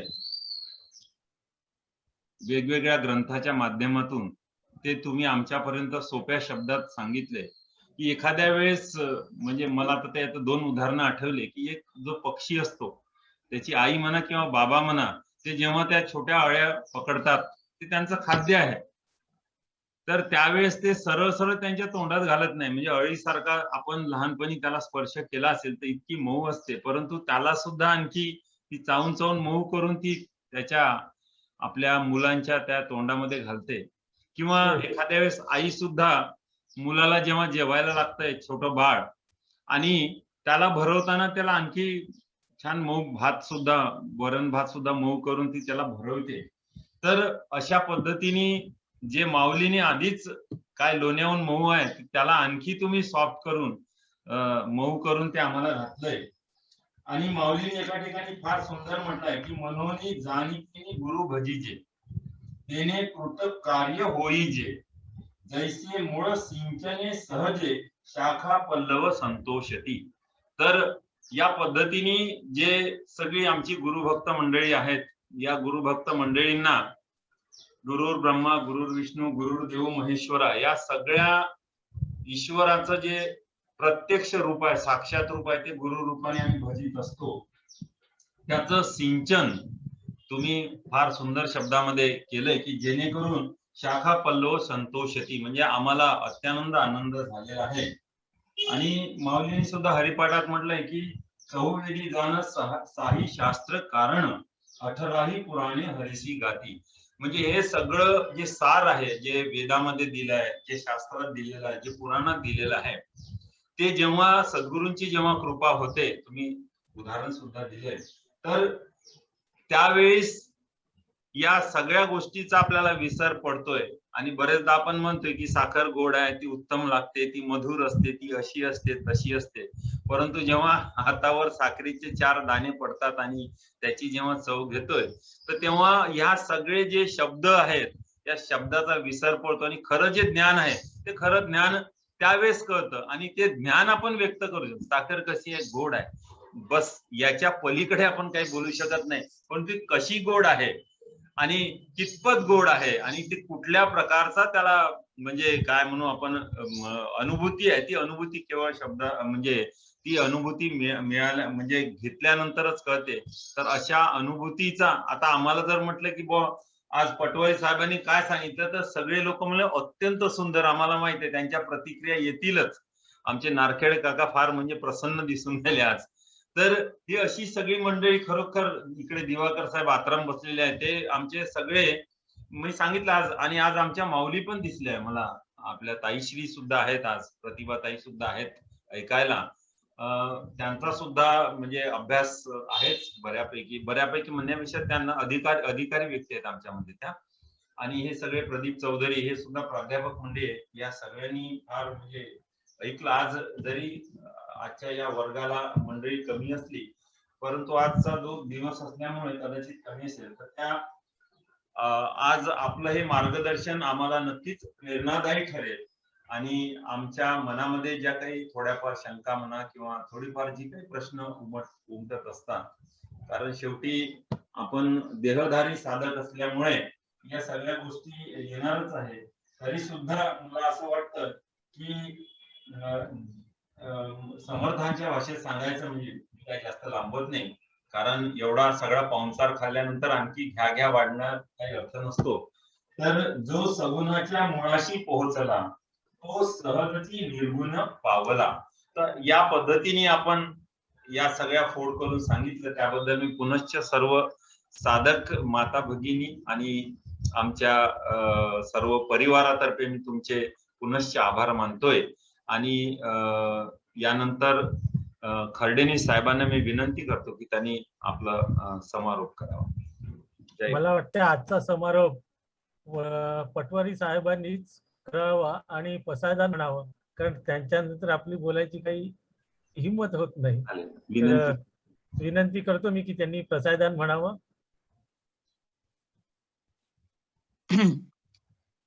आता विश्वात्मके देवे येणे वाग्यज्ञे तोषावे, तोषो निमज द्यावे पसायदान हे. जे खळांची व्यंकटी सांडो, तया सत्कर्मी रती वाढो. भूता परस्परे जडो मैत्र जीवांचे, दुरितांचे तिमिर जावो. विश्वस्वधर्म सूर्ये पाहो, जो जे वांछील तो ते लाहो. प्राणिजात वर्षत सकळ मंगळी, ईश्वर निष्ठांची मांदियाळी. अनवरत भूमंडळी भेटतू भूता, चला कल्पतरूंचे आरव. चेतना चिंतामणींचे गाव, बोलते जे अर्णव पियुषाचे. चंद्रमे जे अलांछन, मार्तंड जे तापहीन. ते सर्वाही सदा सज्जन सोय रे होतु. किंबहुना सर्व सुखी पूर्वो नीतिही लोकी. भजिजो आदिपुरुखी अखंडित, आणि ग्रंथोपजीविये विशेषी लोकी ये. दृष्टादृष्ट विजये होवावेजी, येथ म्हणे श्री विश्वेशरावो. हा होईल दान पसावो, येणे वरे ज्ञानदेवो सुखिया झाला. ओम शांती. शांतिः शांतिः। कुंडली वरदे हार विठ्ठल श्री श्री ज्ञानदेव ज्ञानदेव तुकाराम पंढरीनाथ महाराज की जय। श्री नित्यानंद माऊली भगवान ज्ञानेश्वर ज्ञानेश्वर माऊली की जय। श्री नित्यानंद भगवान की जय। श्री प्रियानंद महाराज की जय। श्री दादा श्री महाराज की जय। सब संतन की जय। हरि ओम तत्सत हरि ओम तत्सत हरि ओम तत्सत। जय गुरुदेव। वा वा, आज मला बोलणं नाही झालं जय कुठे. गुरु. आणि नारखेडे काकांचा चेहरा तर इतका सुंदर दिसून राहिला की विचारायचा सोय नाही. ताईश्रीनी पण दर्शन दिलं सगळ्यांना. तुम्ही डोळे बंद केले होते. अच्छा, आहेत ताईश्री. आव्हान करा, ताईश्री प्रगट होतील. ताईश्री ताईश्री.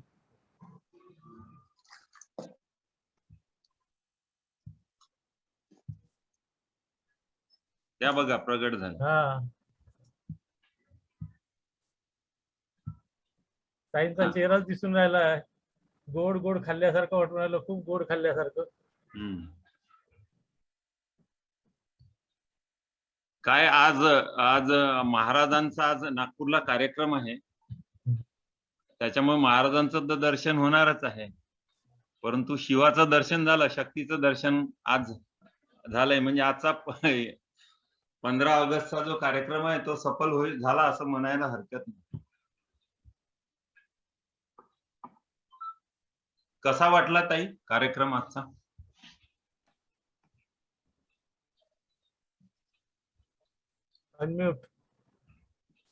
अनम्यूट करा ना तुम्ही.